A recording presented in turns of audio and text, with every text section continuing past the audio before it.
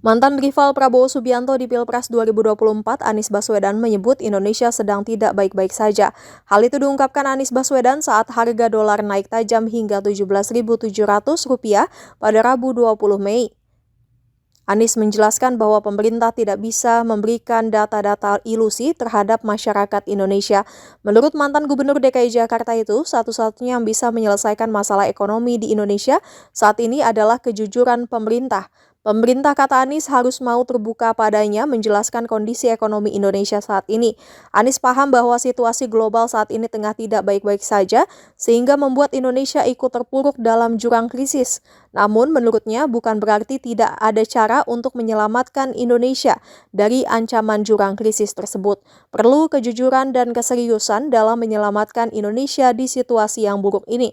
Hal itu menurutnya yang bisa kembali menguatkan kepercayaan investor di Indonesia sehingga ekonomi bisa kembali bergerak. Namun saat ini menurut Anies yang diberikan pemerintah adalah data-data yang sudah dipilah. Bukan hanya itu, kebijakan juga kerap berubah-ubah sehingga membingungkan investor sehingga kabur dari Indonesia. Pun Anies mengkritik metode efisiensi yang kini tengah diterapkan pemerintah. Menurutnya efisiensi kali ini ketat di bawah namun longgar di atas sehingga tidak berdampak apapun pada keuangan negara. Anies pun meminta pemimpin negara saat ini untuk benar-benar serius dalam menjalankan kebijakan. Kebijakan tersebut harus ajak dari atas ke bawah. Menurutnya hal itu akan bisa menenangkan pasar dan rakyat. Anies optimis bahwa Indonesia bisa keluar dari jurang krisis apabila hal itu bisa dilakukan pemimpin negara. Anies pun meminta masyarakat untuk bersiap untuk masa-masa berat yang masih ada di depan mengingat situasi global saat ini. Assalamualaikum warahmatullahi wabarakatuh. Teman-teman semua, izinkan saya berbagi pandangan. Saya mengikuti dengan seksama apa yang sedang terjadi di negeri ini. Dan terus terang kondisinya tidak baik-baik saja. Rupiah jatuh ke titik terendah sepanjang sejarah. Harga-harga naik, kesempatan kerja menyempit, daya beli rumah tangga melemah, tabungan tergerus. Dan ini berdampak pada hajat hidup orang banyak. Tantangan di depan juga masih panjang. Geopolitik yang memanas, konflik membayang di Timur Tengah, dan para ilmuwan mengingatkan El Nino terkuat dalam sejarah pengamatan itu sudah ada depan mata. Satu ujian saja berat, saat ini beberapa datang bersamaan, maka beratnya berlipat.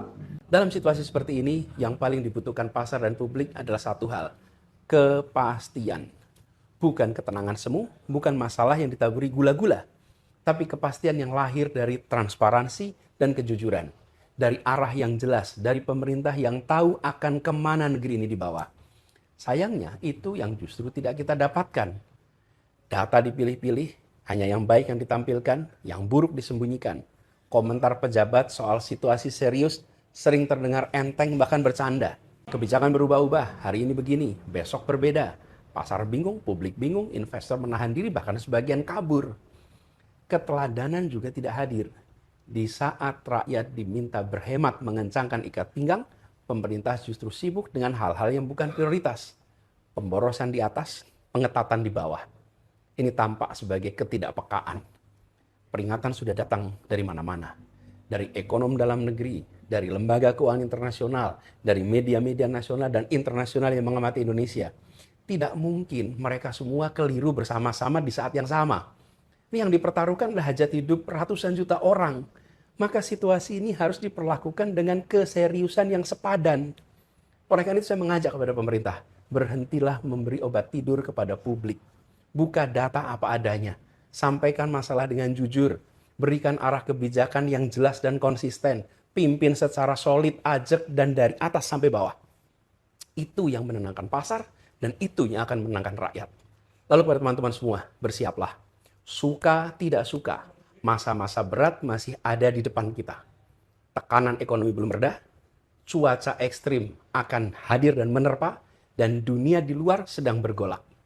Tentu kita tetap harus optimis bahwa kita akan bisa melewati itu semua. Asal kita berjalan dengan mata terbuka, bukan dengan ilusi yang dibuat-buat. Kita pasti bisa, tapi syaratnya satu, serius. Mari kita serius mengurus bangsa ini. Terima kasih. Assalamualaikum warahmatullahi wabarakatuh.